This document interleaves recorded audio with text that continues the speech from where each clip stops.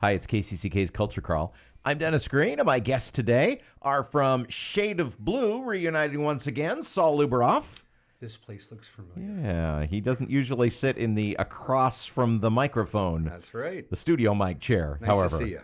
Good to have you here. And Dave Rosazza. Dave, Hello, welcome. Dennis. Nice to see you. This is kind of our annual visit. There it is. Yeah. As Shade of Blue reunites for a couple of concerts, which are coming up, a couple of big shows. Yep. Always exciting to get the band back together, yeah? First time in a year and a half. Really? Oh, you're even longer than usual. Yeah, a year ago, April, we were at the Engler Theater. Oh, okay. Yeah. All right.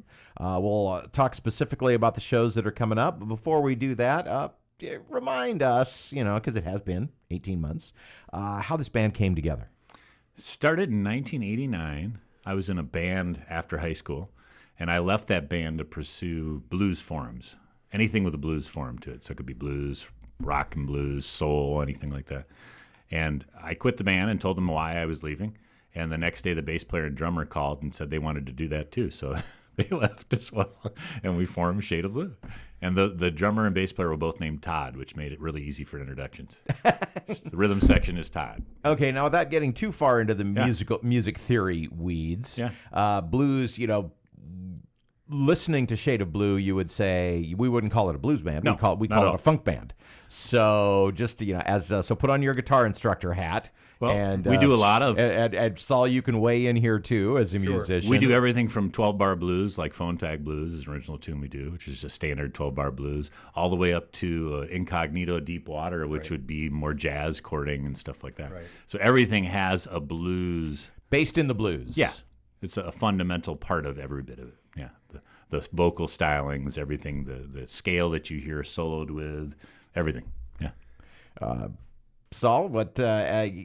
As a sax player, now of course Dave is also a guitar player, so those changes are really that's it's kind of fundamental, to completely imprinted on his brain. Right. Talk about playing blues changes as a sax player as opposed to the other kinds of music that you play. Excellent question. Well, I joined Shade of Blue shortly after 1989-ish, I think, at the Yacht Club Monday Night Blues Jam. Yep. And Dave and Todd were a kind of a power trio, playing a little bit of classic rock, a little bit of, ZZ Top, a couple of James Gang tunes, and then I joined the band, and we were able to do a little bit more of funk-oriented tunes. Dave had some originals, so I have always been...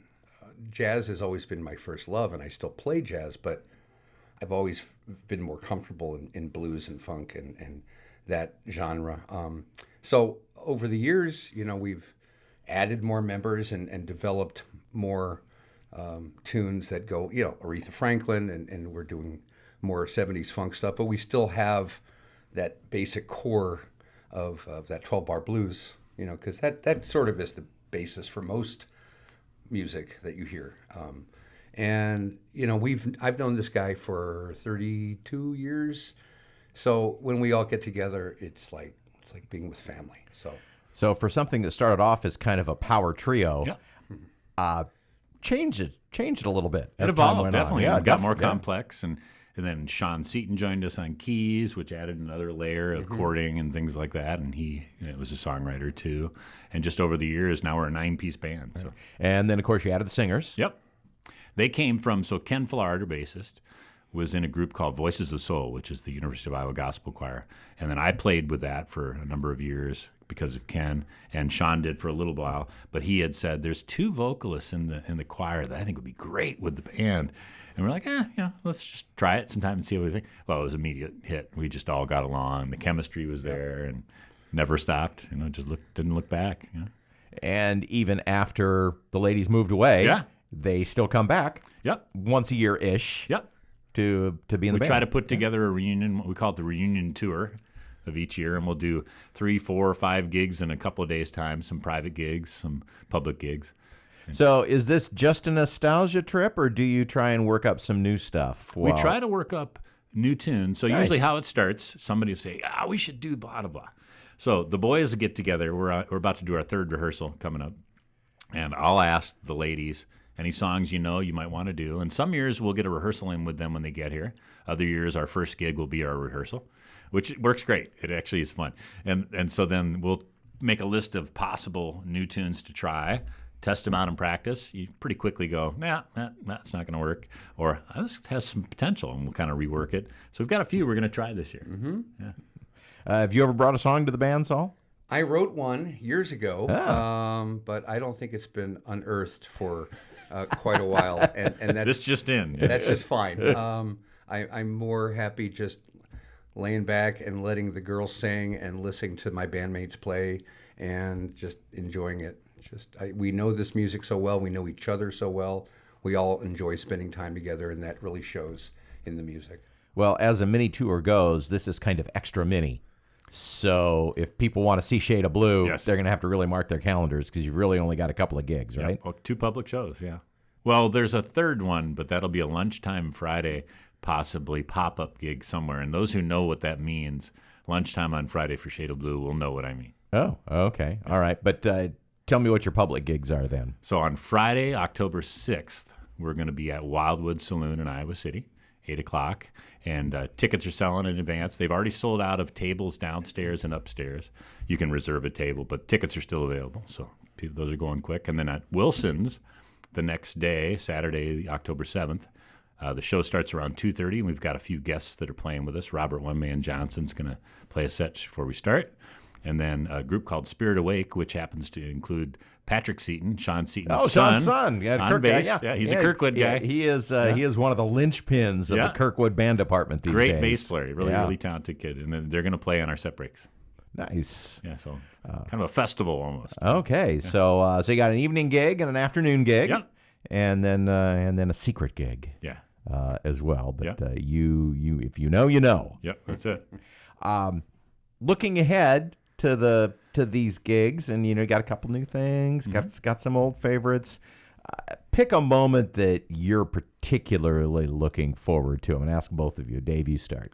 That's interesting because there's a lot of moments that happen at these gigs. My favorite thing, and I'll say 2 quick things, is when we all look around at each other when they're in the middle of a set and everybody's smiling from ear to ear because we realize, I love this. Mm-hmm. That's my favorite. The other one is when we learn a complex new tune, which happened for our Ingrid show, and there's maybe a special section which has some complexity to it, and we nail it, and I look over at Ken Flard, and he's just got this biggest smile, like, we got it. Yeah. It worked. Yeah. Those are my moments. That's what I love. I don't know about Saul. I would say very similarly that there are always moments at every gig where I look at Kenny's smiling, I look at Matt, everybody is just like, we're feeling it. But my personal favorite musical moment, a little vain here, is when we do the Gladys Knight tune and Joan and I get to do the part of the Pips. Yeah. So that to me is pretty special. So. It's Shade of Blue coming up on the 6th and the 7th. The 6th at Wildwood in the evening and Wilson Orchard on the afternoon of Saturday the 7th, and a secret gig on Friday. Like we said, if you know, you know, with the band fully back together, and Saul is one of the Pips. Yes, that is correct.